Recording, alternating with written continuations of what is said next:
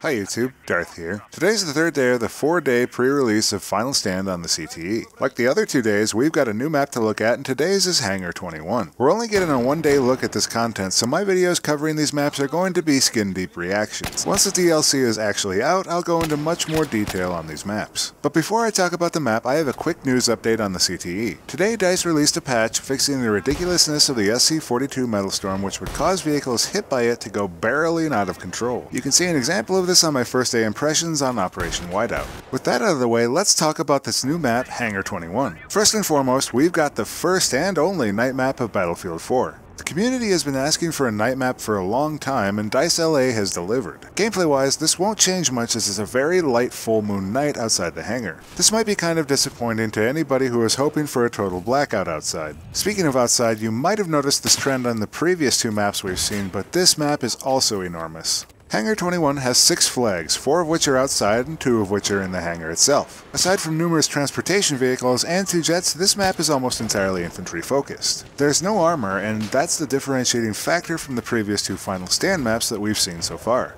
Combined with a lot of open terrain outside and long sight lines inside and outside, not having armor makes the map a sniper's playground. While the distances between flags aren't oppressively long, there isn't a lot of great cover between them, and the exceptionally vertical nature of the map only intensifies the constant threat outside. This would be exceptionally annoying if not for a mitigating factor. Hangar 21 has some new technology that comes to the rescue: the 4 escape pod launchers. At both Foxtrot and just outside the hangar, there are 2 launchers that you can use to get yourself to just about any point on the map in rather quick time. It's basically your own personal human cannon.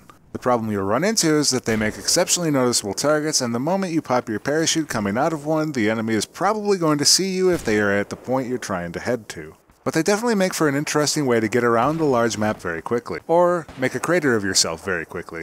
Outside, the points are pretty much on par with what we've come to expect in Final Stand. They have light protective clutter and maybe a building or 2 next to them. What I like to call the Sniper Tower radar dome makes its return on this map at Point Delta. I believe this is also the location of the railgun on this map, but I didn't go sniffing around that point for too long because of the constant attention it receives from every corner of the map. But like previous maps we have seen, I think this map has a bit of a multiple personality disorder. I believe there are actually 3 maps in Hangar 21. There's the outside, which I've already covered.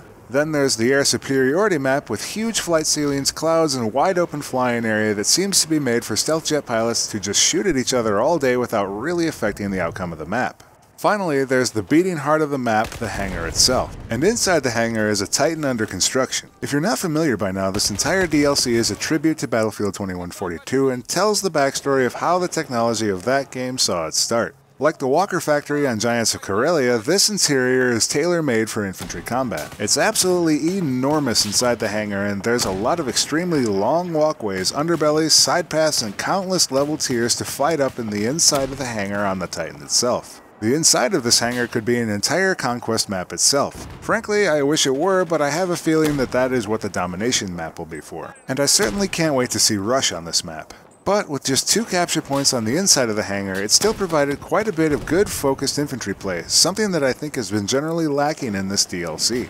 There's 2 Levolution events on this map, and both take place in the hangar. First, there's the closing of the hangar doors, which is accomplished from the uppermost scaffold on the right side facing outwards. Secondly, the trailer in the bottom back of the level controls the other Levolution, and that's the test firing of the Titan's engines. If you're curious as to why this Levolution matters, there's an entire underbelly to the Titan hangar that gets scorched out when the engines are fired up. It's really cool looking, but just don't get caught in the blast. Overall, I think this is another map that I'm guessing will keep me playing Domination, Rush, or TDM. I think these outside areas are fine, but I just don't find them all that interesting. And if you've seen my other 2 videos, you know how I feel about maps that make you crawl over open terrain for hundreds of meters. I just think that the interior of the hangar is the interesting, new, fun thing on this map.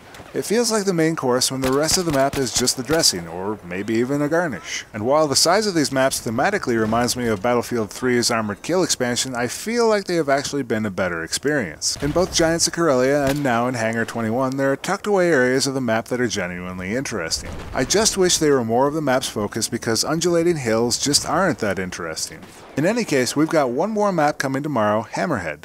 I'm curious to see if the map sticks with the themes we've seen so far, or if it breaks the combo and becomes the Guilin Peaks of this DLC. Anyways, that's it for my Day 3 impressions of the pre-release of Final Stand. Let me know in the comments below what you think of the Final Stand DLC content so far. Be sure to leave a like if you liked this video or you found it interesting or insightful. If you're new around here, please check out my channel and consider subscribing. As always, thanks for watching, and I'll see you next time, YouTube.